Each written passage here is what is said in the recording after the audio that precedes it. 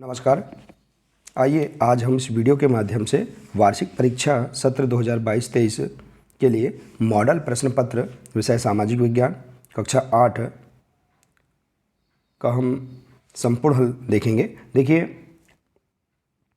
यहाँ पर जो मॉडल प्रश्न पत्र दिया गया है ये केवल अभ्यास के लिए है। इसी प्रकार से जो प्रश्न हैं परीक्षा में पूछे जा सकते हैं, तो आप इसी प्रकार के अन्य प्रश्नों का भी आप अभ्यास कर सकते हैं। तो आइए देखते हैं वार्षिक परीक्षा के लिए मॉडल प्रश्न पत्र सामाजिक विज्ञान। देखिए,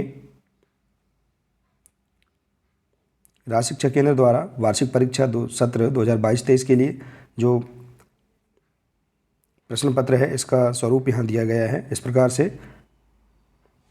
प्रश्न पत्र का पहला जो पेज होगा इस प्रकार से होगा। आप देख सकते हैं कि वार्षिक परीक्षा में इस प्रकार से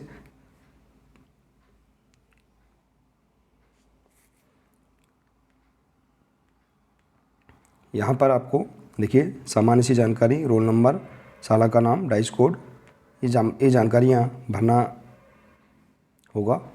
अब आइए देखते हैं इसमें कुल प्रश्न दिए गए हैं 24 प्रश्न। इसके लिए पूर्णांक है 60 अंक का। तो देखिए इस प्रकार से यहाँ पर वैकल्पिक प्रश्न क्रमांक 1 से 10 तक दिए जाएंगे। इसके बाद 11 से 20 तक लघुत्तरीय प्रश्न होंगे और 21 से 24 तक दीर्घोत्तरीय प्रश्न दिए जाएंगे। तो इस प्रकार से हम इनका अभ्यास कर सकते हैं। तो आइए देखते हैं वैकल्पिक प्रश्न किस प्रकार से प्रश्न परीक्षा में पूछे जाएंगे।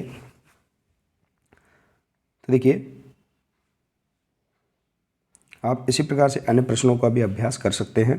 पहला प्रश्न है हिस्ट्री ऑफ ब्रिटिश इंडिया किस विद्वान की रचना है। तो देखिए 4 ऑप्शन दिए जाएंगे, इनमें से आपको एक ऑप्शन सही बताना है। तो देखिए 4 ऑप्शन दिए हैं, इसका राइट आंसर है जेम्स मिल। अगला प्रश्न है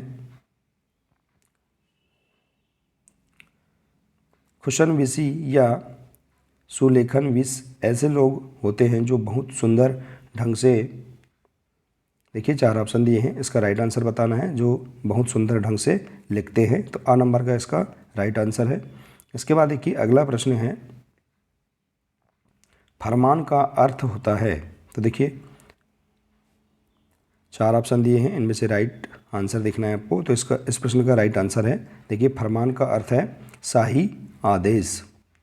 इसके बाद देखिए अगला प्रश्न हैदर अली और टीपू सुल्तान खालिस्तान के शासक थे। तो इसका राइट आंसर है मैसूर के शासक थे। अगला प्रश्न है ईस्ट इंडिया कंपनी की स्थापना कब की गई थी। तो देखिए 4 ऑप्शन दिए गए हैं, इनमें से आपको राइट आंसर बताना है। तो इसका राइट आंसर है सन 1600 ईस्वी में। अगला प्रश्न दिया है देखिए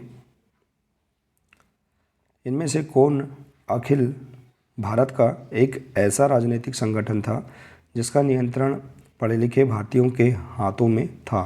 तो देखिए इसका राइट आंसर 4 ऑप्शन दिए हैं, इनमें से आपको एक सही उत्तर बताना है। तो इसका राइट आंसर है भारतीय राष्ट्रीय कांग्रेस। अगला है भारतीय संविधान का जनक किसे कहा जाता है। तो देखिए 4 विकल्प दिए हैं, इनमें से इसका राइट आंसर है डॉक्टर बाबा साहेब भीमराव अम्बेडकर को। इसके बाद देखिए अगला प्रश्न है निम्न में से किस स्थान पर 13 अप्रैल 1919 को जलियांवाला बाग हुआ था। तो देखिए यहाँ पर जलियांवाला बाग जो हुआ था किस स्थान पर हुआ था, अमृतसर में। तो इसका राइट आंसर अमृतसर हो जाएगा। इसके बाद देखिए अगला प्रश्न है निम्नलिखित में से कौन सा मानव निर्मित संसाधन है। तो देखिए यहाँ पर 4 ऑप्शन दिए हैं, इनमें से आपको बताना है कि मानव निर्मित संसाधन कौन से हैं। तो देखिए यहाँ पर कैंसर उपचार की औषधियाँ ये मानव निर्मित संसाधन है। इसके बाद देखिए अगला प्रश्न है निम्नलिखित में से कौन भूमि के उपयोग को निर्धारित करने वाला एक भौतिक कारक नहीं है। देखिए यहाँ पर हमें प्रश्नों को अच्छे से पढ़ना है, इसके आधार पर ही हम सही आंसर बता सकते हैं। देखिए तो निम्नलिखित में से कौन भूमि के उपयोग को निर्धारित करने वाला एक भौतिक कारक नहीं है। तो देखिए इसका राइट आंसर है प्रौद्योगिकी। अगला प्रश्न देखिए तो इस प्रकार से हम देख सकते हैं 1 से 10 तक वैकल्पिक जो प्रश्न हैं इनका अभ्यास कर सकते हैं। इसी प्रकार से अन्य प्रश्नों का भी आप अभ्यास कर सकते हैं। इसके बाद है लघुत्तरी प्रश्न। तो देखिए लघुत्तरी प्रश्न इस प्रकार से पूछे जा सकते हैं। तो प्रश्न क्रमांक 11 से 20 तक हम लघुत्तरी प्रश्नों का अभ्यास करेंगे। प्रश्न 11 है, भारत की किन्हीं 4 गवर्नर जनरल के नाम बताइए। तो देखिए भारत के 4 गवर्नर जनरल हैं, निम्नलिखित हैं। इस प्रकार से आप इसका आंसर देख सकते हैं। वारेन हेस्टिंग्स, लॉर्ड वेलेंजी और विलियम बेंटिंग और लॉर्ड डलहौजी, ये भारत के प्रमुख गवर्नर जनरल हैं। इसके बाद देखिए अगला प्रश्न है, यूरोपीय व्यापारिक कंपनियां भारत की तरफ क्यों आकर्षित हो रही थी। तो इसका राइट आंसर देखिए, यूरोपीय कंपनियों ने भारत के साथ व्यापार में अपार संभावनाएं देखी। वे भारत में कम कीमतों पर सामानों को खरीदकर वापस यूरोप जाकर उन्हें ऊंची कीमतों पर बेच सकते थे। इसी व्यापारिक संभावना के कारण वे भारत की ओर आकर्षित हो रही थी। तो इस प्रकार से आप आंसर देख सकते हैं, इसे समझ सकते हैं। इसके बाद देखिए अगला प्रश्न है, प्रश्न 13 प्रश्न है 13 नंबर का। देखिए मुगल साम्राज्य क्यों पड़ गया था। तो देखिए औरंगजेब की मृत्यु के उपरांत कई मुगल गवर्नरों ने अपने अपने क्षेत्रीय राज्यों की स्थापना करनी शुरू कर दी। इससे मुगल साम्राज्य कमज़ोर पड़ गया था। तो यहाँ देखिए प्रश्न है, मुगल साम्राज्य कमज़ोर क्यों पड़ गया था। देखिए यहाँ मिसप्रिंट हो चुका है, तो इसका आंसर आप इस प्रकार से बता सकते हैं। अगला प्रश्न है, सुरक्षित वन से आप क्या समझते हैं। तो देखिए इसका आंसर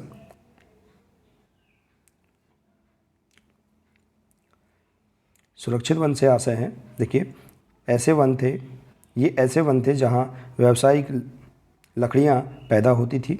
इन वनों में जनजाति लोगों को प्रवेश करने से मनाही थी। तो इस प्रकार से आप इस प्रश्न का आंसर देख सकते हैं। इसके बाद देखिए अगला प्रश्न है, अंतिम मुगल बादशाह ने अपने आखिरी साल किस तरह बिताए। देखिए आखिरी साल किस तरह बिताए, तो इसका आंसर आप देख सकते हैं। अंतिम मुगल बादशाह बहादुर शाह जफ़र को अपने अंतिम दिन रंगून अर्थात आधुनिक म्यांमार की राजधानी की जेल में बिताने पड़े। यहीं पर सन 1862 में इनकी मृत्यु हो गई थी। तो इस प्रकार से आप यहाँ बता सकते हैं कि अंतिम मुगल बादशाह ने अपने आखिरी साल किस तरह बिताए। अगला है, विलियम जोन्स कौन था। तो देखिए विलियम जोन्स कंपनी द्वारा स्थापित सर्वोच्च न्यायालय का एक कनिष्ठ न्यायाधीश था। कानूनी विशेषज्ञ होने के अतिरिक्त वह एक भाषाविद भी था। तो इस प्रकार से आप विलियम जोन्स के बारे में बता सकते हैं। अगला प्रश्न है, देखिए धर्मनिरपेक्षता से आप क्या समझते हैं। तो देखिए इसका आंसर, धर्मनिरपेक्ष राज्य वह होता है जिसमें राज्य अधिकृत रूप से किसी भी धर्म को राजकीय धर्म के रूप में बढ़ावा नहीं देता है। तो इस प्रकार से आप इसका आंसर देख सकते हैं। अगला प्रश्न है, कार्यपालिका क्या है। तो देखिए कार्यपालिका ऐसे लोगों का समूह होता है जो संसद द्वारा बनाए गए कानून लागू करने के लिए मिलकर काम करते हैं। तो वही कार्यपालिका के बारे में बता सकते हैं। अगला प्रश्न है, वेदिका फार्म कहाँ और क्यों बनाए जाते हैं। तो देखिए वेदिका फार्म तीव्र ढालों पर बनाए जाते हैं ताकि फसल उगाने के लिए सपाट सतह उपलब्ध हो जाए। इससे पृष्ठीय प्रवाह और मृदा अपरदन कम होता है। अगला प्रश्न है, कृषि क्या है। तो देखिए इसका राइट आंसर, कृषि एक प्राथमिक क्रिया है। फसलों, फलों, सब्जियों, फूलों आदि का उगाना और पशुधन पालन इसमें शामिल है। तो इस प्रकार से आप इसका आंसर देख सकते हैं। इसके बाद देखिए अगले जो प्रश्न हैं दीर्घोत्तरीय प्रश्न हैं। तो प्रश्न क्रमांक 21 से 24 तक दीर्घोत्तरीय प्रश्न पूछे जाएंगे। तो देखिए इस प्रकार से प्रश्न पूछे जाएंगे, आप इनका अभ्यास कर सकते हैं। इसी प्रकार से अन्य प्रश्न भी इनका भी आप अभ्यास कर सकते हैं। तो देखिए प्रश्न है, मुगल शासकों द्वारा दी गई दीवानी से कंपनी को किस तरह लाभ प्राप्त हुआ। तो देखिए आप आंसर इसका इस प्रकार से लिख सकते हैं।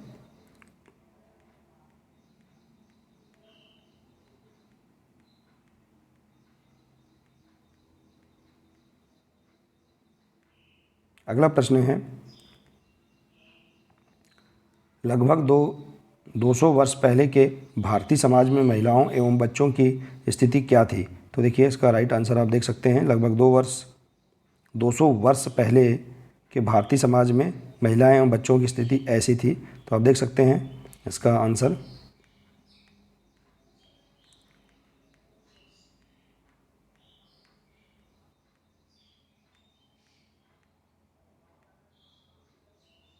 अगला प्रश्न है, इंसाफ में देरी यानी इंसाफ का कत्ल, इस विषय पर एक कहानी बनाई है। तो देखिए इसका आंसर आप इस प्रकार से देख सकते हैं। तो देखिए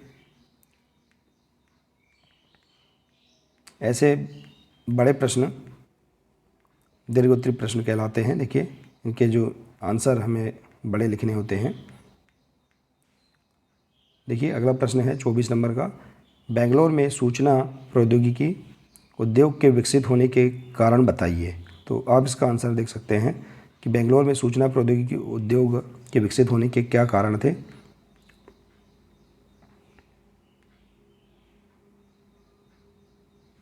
तो देखिए इस प्रकार से आप यहाँ पर वार्षिक परीक्षा की तैयारी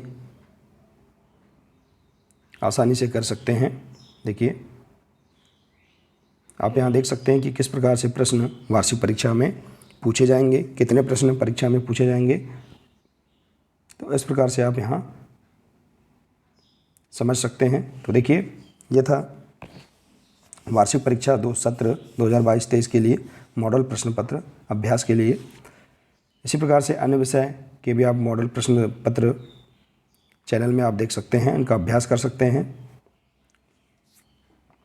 आशा है कि आपको यह जानकारी बहुत ही अच्छी लगी होगी। जानकारी अच्छी लगी हो तो प्लीज़ इसे अधिक से अधिक शेयर करें, वीडियो को लाइक करें और इसी प्रकार की महत्वपूर्ण जानकारी प्राप्त करने के लिए आप हमारे इस चैनल से जुड़े रहिए। मिलते हैं अगले नए वीडियो के साथ। नमस्कार।